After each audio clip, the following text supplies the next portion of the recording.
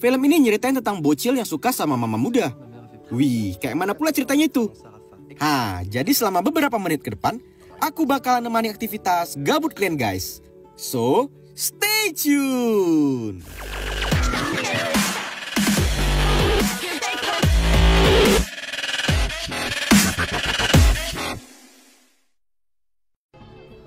Jadi ceritanya tuh gini weh. Ada guru sastra Prancis bernama German. Waktu lagi libur sekolah, dia ngasih tugas ke murid-murid untuk buat tulisan tentang kegiatan mereka di akhir pekan. Sekolah masuk, tugas pun udah di tangan si guru. Diperiksa dia lah. Banyak murid-murid yang dapat nilai C, D, F. Gara-gara tulisan dan ceritanya entah apa-apa nggak jelas. Hingga ada satu tugas murid yang buat dia tertarik dengan isi ceritanya. Nggak kayak tulisan murid-murid lain. Nama murid itu adalah Claude. Jadi dia buat cerita kalau dia jalan sekolah tahun ini, dia dapat teman baru bernama Rafa. Pernah waktu pulang sekolah, dia nengok ada anak yang dijemput sama orang tuanya. Ketengok dia kalau mama si anak ini cantik dan hot. Jadi sur lah dia. Wih, paten kali mamanya ah. Kebetulan pula tahun ini mereka satu kelas. Jadi tujuan si Claude berteman dengan si Rafa, biar dia bisa kenal dengan dekat dengan mamanya. Dan akhir tulisan tugas ditutup dengan kata bersambung. Tulisan apa pula ini? Kok malah kayak cerita dewasa plus-plus? Walaupun kayak gitu, dia ngasih nilai A karena kalimat sastranya bagus-bagus. Keesokan hari waktu selesai ngajar, German ngasih tugas cerita lagi. Yang anehnya, si Claude udah selesai ngerjain tugas. Pas dicek, loh ternyata kelanjutan cerita tugas kemarin. Claude pergi ke rumah Rafa. Alasannya ke sana mau belajar matematika bareng. Modus. Ma, ini kawanku Claude, mau belajar bareng kami. Oh ya udah lanjutlah. Jangan sungkan-sungkan ya. Anggap aja kayak rumah sendiri. Wih, dapat lampu hijau aku. Mantap kali mama si Rafa ini bah. Mulai dipantau lah gerak-gerik stante. Oh iya, nama wanita ini Esther. Dia nengok kalau hobi Esther adalah ngedekor rumah. Dan cerita pun kembali bersambung.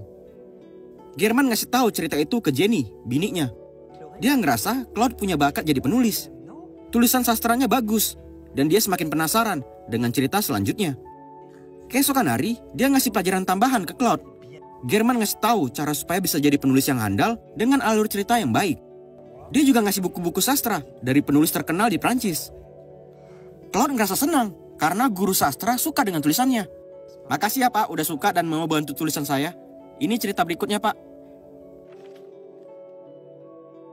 Di suatu malam, dia nonton bareng pertandingan basket sama Rafa dan bapaknya. Dan Claude duduk bersampingan sama Esther. Dia lagi fokus baca majalah dekorasi rumah. Gara-gara duduk berdekatan, dia bisa nyium bau wangi parfum dari Esther. Dan hal itu tentu aja ngebuat burungnya jadi berdiri. Saat lagi asik nonton TV, mendadak si bapak dapat telepon dari kantor. Dan dia harus segera pergi. Oh alah, jadi nggak bisa aku nyium baunya lagi. Ganggu aja si lapet ini. Hari terus berlanjut. German terus ngajarin Claude untuk jadi penulis yang baik. Oh iya, mungkin di pikiran kalian, si Claude ini cuma ngarang-ngarang ceritanya. Enggak weh, kejadian yang dialamin nyata. Dia ngebuat kejadian supaya cerita tulisannya jadi bagus, sesuai ajaran si German. Malam berikutnya, secara nggak langsung Claude udah kayak jadi guru les. Selalu ke rumah Rafa buat ngajarin matematika. Claude sengaja ngasih soal susah, supaya dia bisa ngecek Esther di lantai bawah. Pas udah di bawah, dia nguping obrolan si bapak dan Esther. Mereka lagi ada masalah. Esther mau renov rumah, tapi si bapak mau keluar dari kerjaan buat buka usaha. Di malam itu, Claude ke gap. Esther pikir dia lagi nguping pembicaraan mereka. Enggak kok tante, aku cuma lagi nengok-nengok lukisan kok. Sebelum pulang, Claude diam-diam nguping lagi pembicaraan mereka di kamar. Esther udah mulai curiga dengan tingkah lakunya. Dia mau ngelarang Claude datang lagi ke rumah dan berniat mau nyariin Rafa guru les aja. Di sekolah, Claude ngasih tahu ke guru. Dia bakalan gak bisa lanjutin cerita lagi. Karena mama Rafa bakalan nyari guru les matematika kalau nilai ujiannya jelek. Ya tentu aja si German gak mau cerita itu berhenti gitu aja. Dia masih penasaran dengan tulisan berikutnya. Dengan nekat, German nyuri soal ujian dari loker guru. Kemudian dikasih tahu soal ujian ke Claude. Oh, paten kali lah. Mana ada cerita. Mereka berdua akhirnya dapat nilai A dalam ujian. Bapak mama Rafa bahagia. Dan Esther kini senang kalau anaknya jadi pintar kalau bergaul dengan Claude. Hingga suatu ketika, Rafa dan si bapak pergi latihan main basket. Claude udah ngawasin dari jauh. Akhirnya aku bisa berduaan dengan Tante Esther. Kugaslah terus. Esther ngebukain pintu dan ngasih tahu kalau Rafa lagi pergi. Oh gitu ya Tante. Aku cuma mau ngambil buku matematika punyaku kok. Ketinggalan di kamar dia. Ya jelas aja modusnya berhasil. Saat lagi dicari, mendadak Cloud bilang, anting-anting tante mirip lah kayak punya mamaku. Tapi sayangnya dia udah ninggalin aku dari kecil. Esther terharu ngedengar kisahnya. Dengan sifat keibuan, sekarang Esther ngebuka dirinya untuk Cloud. Hubungan mereka mulai terjalin.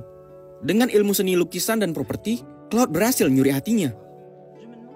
German semakin suka dengan alur ceritanya. Karena terlalu fokus dengan tulisan Cloud, dia sampai lupa buat ngasih jatah mantap-mantap ke bininya.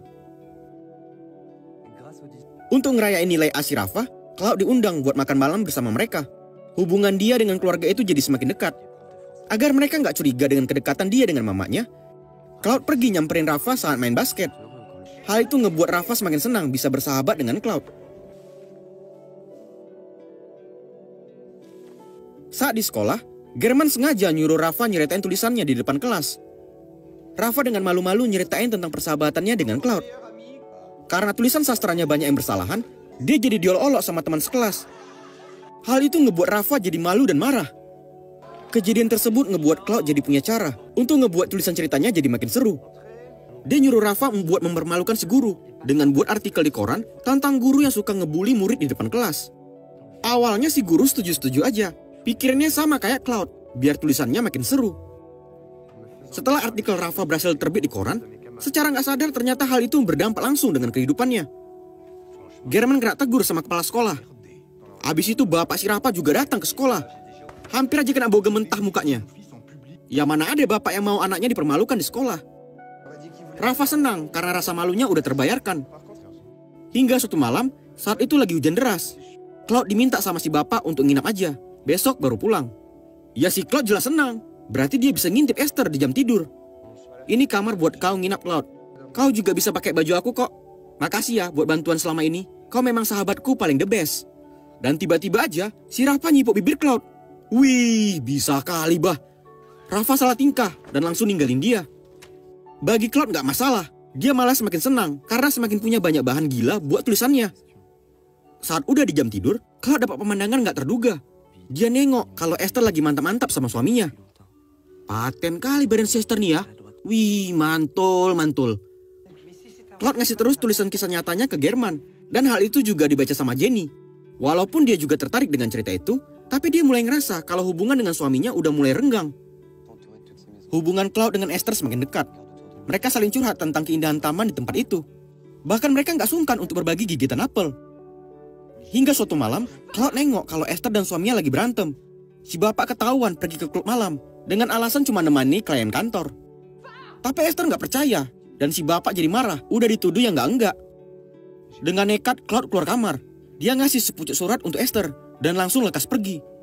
Pas dibaca, Esther terdiam sejenak. Besok barulah ketahuan.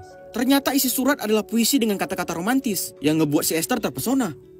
Hanya dengan tulisan sastra yang indah weh. Di hari itu akhirnya Cloud berhasil dapat cipokan dari Tante Esther. Gila kali si Cloud ini memang. Wih, langsung liar tangan itu ya. Cloud sadar kalau mantap-mantap mereka udah ditengok sama Rafa. Tapi dia nggak peduli. Cloud semakin liar dengan tulisannya. Dia kini nggak ngikutin lagi saran dari si guru. Dia bahkan ngasih cerita kalau setelah nengok kejadian mantap-mantap, Rafa malu dan gantung diri di kamarnya. German langsung panik. Dia pergi ke sekolah buat ngecek apakah tulisan itu memang betul-betul terjadi. Ternyata si guru udah dikibulin. Rafa nggak masuk sekolah bukan karena mati bunuh diri, melainkan hanya karena sakit flu. Cerita yang barusan sengaja dibuat si Cloud, biar si guru terpesona dengan isi ceritanya. Setelah ngikutin isi tulisan selama ini, akhirnya German nyuruh Cloud untuk berhenti nulis tentang kehidupan nyatanya. Kelakuan Cloud udah di luar batas.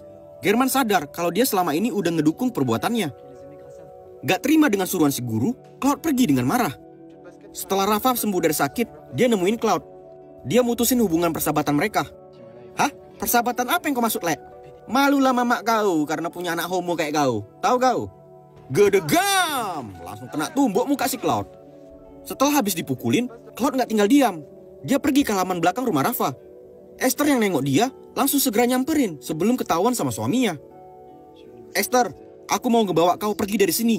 Kau tinggalkan aja suami dan anakmu itu. Ngedengar hal itu, Esther hanya ketawa. Oh alah, kau ini cuma bocil. Gampang kali kau mikir kayak gitu, Cloud. Esther ngasih tahu kalau dia lagi hamil.